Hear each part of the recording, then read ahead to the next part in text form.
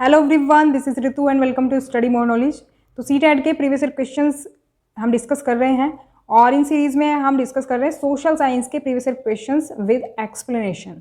तो दिसंबर 2022 और जनवरी 23 में जो क्वेश्चंस आपके पूछे गए थे उन्हीं को हम डिस्कस कर रहे हैं। अगर इस सीरीज़ को आप रेगुलर फॉलो करते हैं तो एक बेहतर अंडरस्टैंडिंग आपकी डेवलप हो पाएगी और आने वाले सीटेट के एग्जाम्स में आप बेहतर स्कोर कर पाएंगे।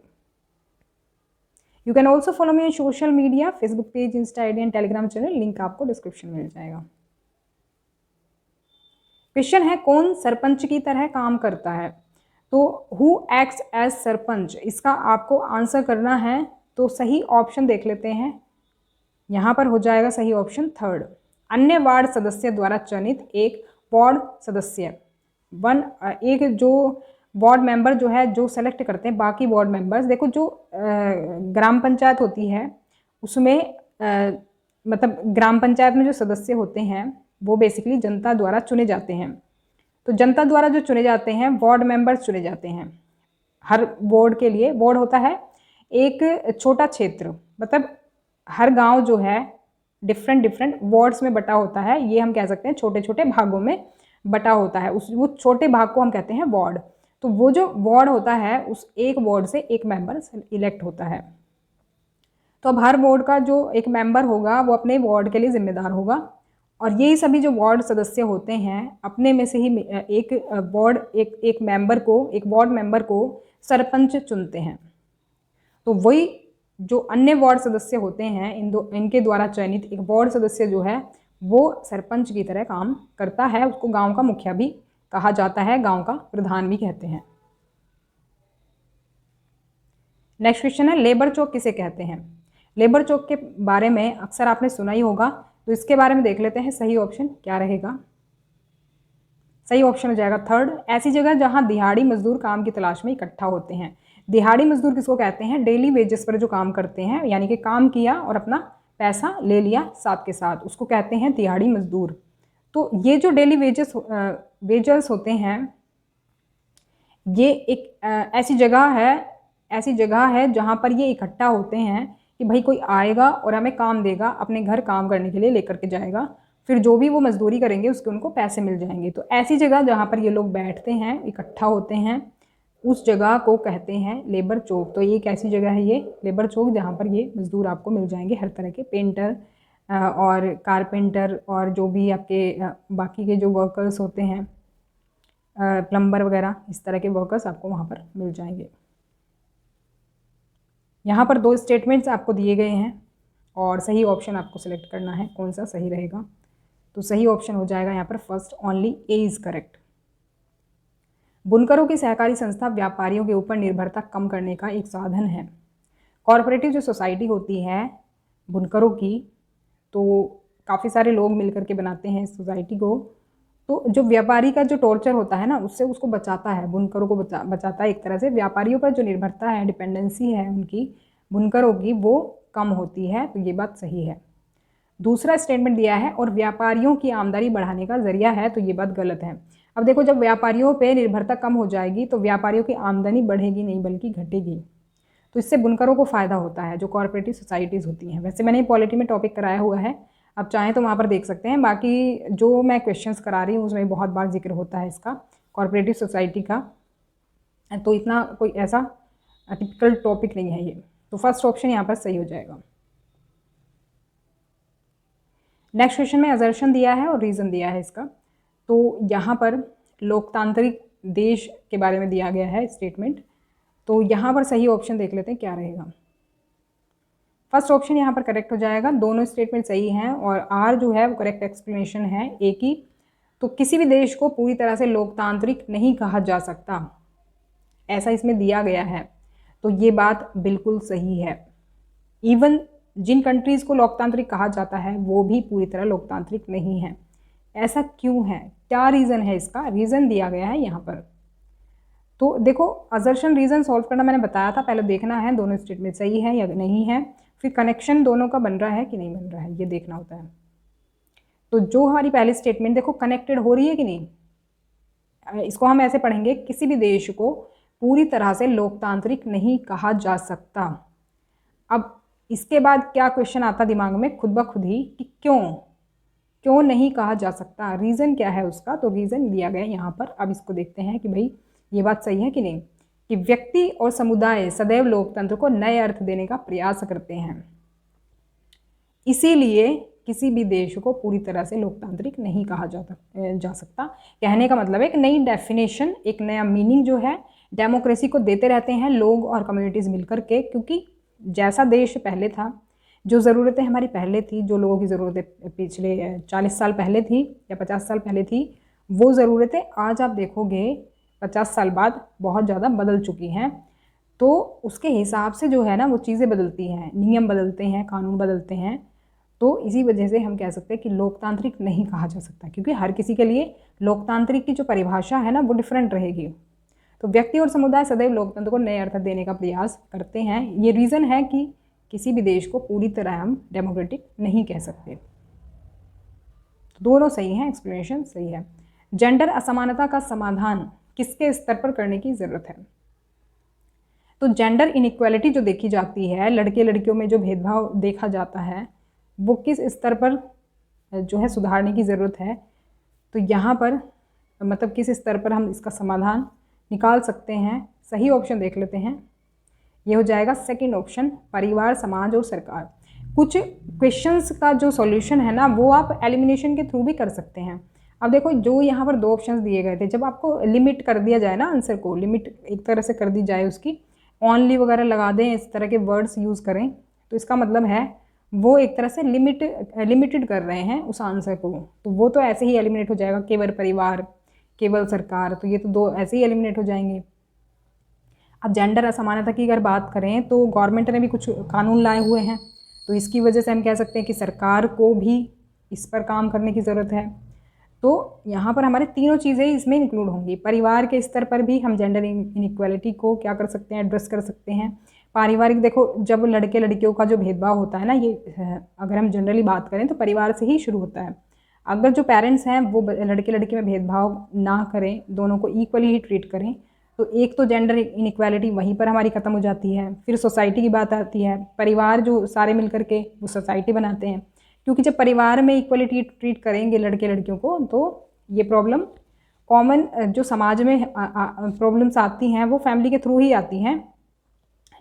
तो जब वो जो परिवार हैं वो ओपन माइंडेड होंगे, इस तरह के होंगे, इक्वली ट्रीट करेंगे दोनों को, तो उन लोगों से मिलकर ही समाज बनता है। तो समाज में ऑब्वियस सी बात है उसका समाधान ऑटोमेटिकली हो जाएगा। और गवर्नमेंट को इस तरह के एक्ट वगैरह लाने चाहिए, इसके कानून वगैरह बनाने चाहिए। तो तीनों स्तर पर ही ये ज़रूरत है। निम्नलिखित में से कौन सा मौलिक अधिकार नहीं है? तो यहाँ पर सही ऑप्शन हो जाएगा थर्ड, संपत्ति का अधिकार जो है मौलिक अधिकार नहीं है। प्रॉपर्टी राइट्स ये कानूनी अधिकार होता है। तो थर्ड ऑप्शन यहाँ पर जो है वो सही हो जाएगा, ये मौलिक अधिकार नहीं है। बाकी सभी आपके मौलिक अधिकार होते हैं। स्कूलों में मध्याह्न भोजन की योजना का प्रावधान निम्नलिखित में से भारतीय नागरिकों को प्राप्त किस मौलिक अधिकार का विस्तार है? कहने का मतलब है कि मतलब एक मौलिक अधिकार है किसके अंदर ये आता है जनरली, ये हम कह सकते हैं। तो यहाँ पर सही ऑप्शन हो जाएगा सेकेंड ऑप्शन जो है हमारा राइट टू लाइफ है, जीवन का अधिकार है। तो अब देखो ऑब्वियस सी बात है, मिड डे मील स्कीम में क्या है, बच्चों को जो प्राइमरी स्कूल के बच्चे हैं उनको फ्री भोजन दिया जाता है, पौष्टिक आहार दिया जाता है, बल्कि सिर्फ खाना ही नहीं बल्कि पोषण का भी उनका ध्यान रखा जाता है। तो देखो खाना जो है हमारे एक लाइफ का ही पार्ट है। अगर हम खाना नहीं खाएंगे तो एक तरह से हमारी लाइफ को खतरा होगा। तो जिन चीज़ों से भी हमारी लाइफ को खतरा है, तो एक तरह से वो सभी चीज़ें हमारी इंक्लूड होती हैं राइट टू लाइफ में।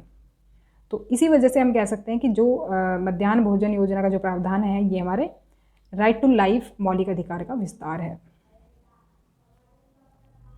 नेक्स्ट क्वेश्चन है, इंसाफ में देरी यानी इंसाफ का कत्ल, ये मुहावरा जो है भारत की न्याय व्यवस्था से जुड़ी निम्नलिखित में से किस समस्या को दर्शाता है? ये कहा जाता है ना अक्सर, हमारा जो जस्टिस सिस्टम है तो उसको लेकर के ये अक्सर बोला जाता है कि इंसाफ में देरी यानी इंसाफ का कत्ल। तो ये क्यों कहा जाता है? तो यहाँ पर सही ऑप्शन हो जाएगा सेकेंड, न्यायालय द्वारा सुनवाई खत्म करने में अप्रत्याशित देरी होना, unexpected delay by the court in concluding the hearing.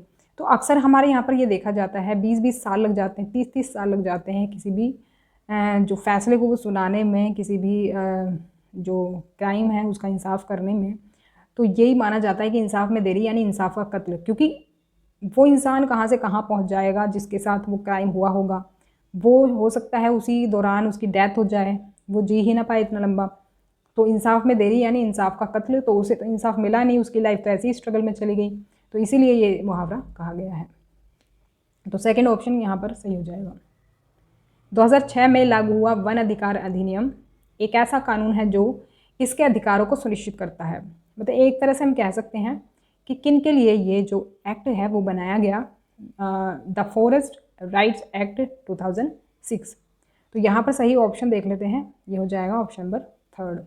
A and B यहाँ पर सही हो जाएंगे। वनवासियों के लिए, फॉरेस्ट ड्वेलर्स के लिए और अनुसूचित जनजातियों के लिए ये कानून बनाया गया था, वन अधिकार अधिनियम। तो इसमें कुछ अधिकार इन लोगों को दिए गए थे, वनवासी और अनुसूचित जनजातियों को। तो यहाँ पर देख लेते हैं इसके बारे में थोड़ा सा। अनुसूचित जनजाति और अन्य पारंपरिक वन निवासी, वन निवासी मतलब जो हो सकता है वो जनजातियाँ ना हो, वो लोग हों दूसरे, तो वो भी वन में रहते रहे हों। तो जो वन निवासी और अनुसूचित जनजाति हैं, इनके अधिकारों के लिए ये एक्ट बनाया गया था। 2006 में ये इफेक्ट में आया था। और जिसका उद्देश्य क्या था, मतलब इसमें था क्या कि स्थानीय समुदायों को वन भूमि और संसाधनों पर अधिकारों के साथ सशक्त बनाना। स्थानीय समुदाय, लोकल कम्युनिटीज जो हैं वहाँ की, वनों के आसपास जो रहती हैं, वनों में जो रहती हैं, इनका जो मतलब उस पर अधिकार है संसाधनों पर, उसके साथ सशक्त बनाना। मतलब उनका वहाँ पर अधिकार रहेगा जहाँ पर वो रहते आ रहे हैं बरसों से। और वनों के संरक्षण और टिकाऊ प्रबंधन में उनकी भागीदारी को बढ़ावा देना है। देखो, वनों का जो कंजर्वेशन है वो तभी हो पाएगा जब उनकी देखरेख होगी। तो अब जो वनों में रहते थे लोग या फिर जनजाति लोग रहते थे, तो वो देखभाल वगैरह करते थे वनों की, और जो चीज़ें चाहिए वनों से हमें, जड़ी बूटियाँ वगैरह, उनसे भी वो मिलती रहती हैं। तो बहुत सारी चीज़ें होती हैं, संरक्षण वगैरह, टिकाऊ प्रबंधन करना, बहुत सारी चीज़ें होती हैं जो उनको करनी होती हैं। तो ये सभी अधिकारों को लेकर के ये एक्ट बनाया गया था 2006 में। क्योंकि आपको पता ही है, जो अंग्रेज़ जो हैं, अंग्रेज़ ये वन अधिकार अधिनियम कई सारे लेकर के आए थे। ये मतलब इन्होंने जो कानून बनाए थे उसके थ्रू इन्होंने सब अधिकार छीन लिए थे वनवासियों के या ट्राइब्स के। तो फिर जब ये एक्ट आया 2006 में, इसने मतलब इन्हीं अधिकारों को लेकर के बात की। नेक्स्ट क्वेश्चन है, निम्नलिखित में से किस स्थिति को अनुभव करने के साथ भाषाकरण प्राय संबंधित होता है? तो यहाँ पर सही ऑप्शन आपको सेलेक्ट करना है। 4 आपको दिए हैं यहाँ पर स्टेटमेंट में, तो सही ऑप्शन यहाँ पर हो जाएगा फर्स्ट, ए और बी। तो यहाँ पर अगर हम देखें तो देखो, जो कम्युनिटीज़ मार्जिनलाइज होती हैं, जिनको अलग थलग कर दिया जाता है, इनको किस चीज़ का अनुभव होता है? एक तो अभाव का और एक होता है भेदभाव का। एक तो भेदभाव इनके साथ बहुत होता है, डिस्क्रिमिनेशन, क्योंकि इन्होंने अपने आप को अलग थलग कर दिया है। देखो, इसका बहुत बड़ा एग्जाम्पल आप देख पाओगे, मणिपुर जो अभी चल रहा है ना, मणिपुर में केस, मणिपुर में 2 कम्युनिटीज़ के बीच ये प्रॉब्लम चल रही है, टेंशन चल रही है, मैती और कुकी कम्युनिटी। तो अगर आप कुकी कम्युनिटी को देखो तो उनकी पॉपुलेशन कम है, तो वो जो कम्युनिटी है ना, जैसे वो पॉपुलेशन कम है तो उस पर वो दूसरी जो कम्युनिटी है ना, एक तरह से वो उस पर वो हावी होने लगती है। तो वो कम्युनिटी क्या करेगी, वो फिर अलग थलग होने लगेगी, अलग रहने लगेगी। तो वो एक तरह से क्या कर लेगी, आपको अपने आप को मार्जिनलाइज कर लेगी। वो एक तरह से वो खुद नहीं करेगी, मतलब वो एक तरह से उनका मार्जिनलाइजेशन हो जाएगा। बाकी जो डोमिनेटेड जो कम्युनिटीज़ है उसको वो मतलब वो अधिकार नहीं लेने देगी, वो संसाधनों को यूज़ नहीं करने देंगी। तो भाषाकरण क्या होता है? भाषाकरण होता है जब किसी कम्युनिटी को, किसी समुदाय को हम अलग थलग कर देते हैं, तो वो फिर से बाकी जो समाज है उससे फिर वो मतलब अलग ही सा ही हो जाता है। अपनी सेफ्टी वगैरह के लिए उसको वो करना पड़ता है। उसको घेटोआइजेशन भी कुछ इसी तरह का होता है। ये जो मार्जिनलाइज्ड कम्युनिटी है फिर अपने जो अब समुदाय हैं उनके बीच में रहने लगते हैं, अपना ही एक एरिया बना लेते हैं कम्युनिटी, या फिर अपना जो है एक ही जगह पर ये रहने लगते हैं। अभी जैसे मैतेई जो है, उनके जो अटैक्स वगैरह होते हैं कुकी कम्युनिटी पर, तो कुकी कम्युनिटी जो है वो अगर मिलजुल कर एक ही जगह पर रहने लगे अपनी सेफ्टी के लिए, उसको हम कहते हैं घेटोआइजेशन। लेकिन मार्जिनलाइजेशन होता है जब किसी भी कम्युनिटी को अलग थलग कर दिया जा सकता है, जैसे कि ट्राइब्स को हम कह सकते हैं, इसमें इंक्लूड कर सकते हैं, या फिर कोई भी पॉपुलेशन कोई कम्युनिटी की पॉपुलेशन हो सकती है, कोई धर्म से रिलेटेड हो सकती है, मतलब किसी भी धर्म की पॉपुलेशन जो कम होगी वो लोग क्या होंगे, वो मार्जिनलाइज हो जाएंगे बाकी समाज से ऑटोमेटिकली। तो उनको क्या होगा, फिर अभाव का अनुभव होगा और एक भेदभाव का अनुभव होगा, क्योंकि वो बाकी की तरह अपने आप को फील नहीं कर पाएंगे ना सिक्योर। तो एक तरह से वो वैसी लाइफ नहीं जी पाएंगे बाकी लोगों की तरह, तो मार्जिनलाइज वो हो जाती हैं कम्युनिटीज़। फर्स्ट ऑप्शन यहाँ पर करेक्ट हो जाएगा। अब क्योंकि देखो जब उन्हें इक्वल राइट्स मिल ही नहीं रहे हैं तो समानता का तो सवाल ही पैदा नहीं होता, और ये प्राउड की तो बात है ही नहीं उनके लिए, क्योंकि वो बेचारों को अलग कर दिया है, अलग थलग कर दिया है, तो इनकी प्राउड की भी बात नहीं होगी। तो ऐसे ही एलिमिनेट हो जाएंगे दो ऑप्शन, तो ए और बी इसमें शामिल होंगे। तो ये थी हमारी आज की वीडियो। पसंद आई तो लाइक करें, शेयर करें और सब्सक्राइब कर लें चैनल को, जिससे कि आपको रेगुलर अपडेट्स एंड नोटिफिकेशन मिलते रहें। तो मिलते हैं नेक्स्ट क्लास में। कमेंट करके ज़रूर बताएं कि वीडियो आपको कैसा लगा। नेक्स्ट क्लास में मिलते हैं, तब तक के लिए stay connected and keep watching study more knowledge. Thanks for watching.